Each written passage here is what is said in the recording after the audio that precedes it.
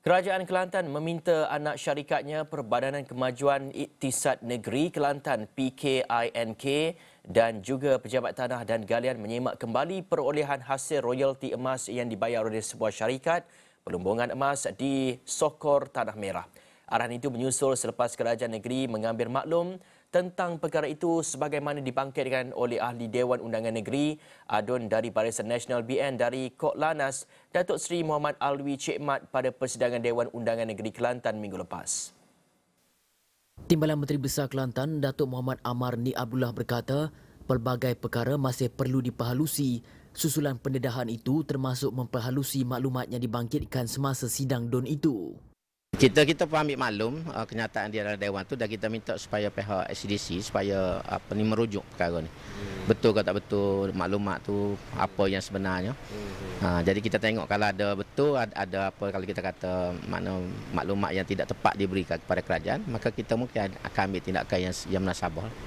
Dia pertama sekali PTG lah. PTG kemudian pihak SCDC sebagai salah satu daripada joint venture partner tu. Dan pengeluaran itu memang dibuat secara berdepan dengan kita, ditimbang, kemudian diangkat dengan helikopter, semua tu memang jelas.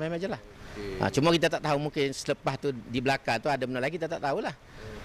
Tapi setakat ni yang rekod tu memang jelas semua, ada semua pegawai ni semua dibuat secara terbuka. Muhammad Amar ditanya mengenai perolehan royalti emas dan kaedah kawal selia pengeluaran emas di kawasan berkenaan. Dilaporkan syarikat pelombongan yang tersenarai di Bursa Saham Singapura berkenaan didakwa mengeluarkan 6.5 juta tan emas dari Kelantan sejak 10 tahun lalu. Sejak 10 tahun lalu, syarikat berkenaan didakwa mengeluarkan 6.5 tan emas dari bumi Kelantan, memperolehi lebih 1 bilion sepanjang tempoh 10 tahun itu berdasarkan nilai harga emas semasa. Mengikut perjanjian kerajaan negeri memperolehi royalti berjumlah 10% dan 3% tribut dari hasil pengeluaran emas.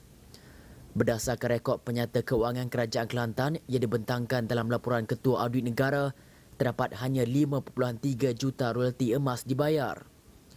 Jumlah itu jelasnya lebih rendah dan terdapat perbezaan berbanding yang diumumkan syarikat berkenaan di Bursa Saham Singapura.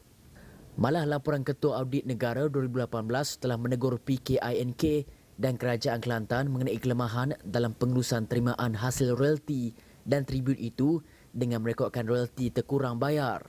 Dalam pada itu, Kerajaan Negeri menurut Muhammad Amar telah mewakilkan pegawai dari dua agensi berkenaan bagi proses kawal selia pengeluaran emas di syarikat berkenaan. Rekod pengeluaran emas itu juga akan dibentangkan kepada Jabatan Kastam bagi melihat hasil pengeluaran emas itu untuk bayaran cukai.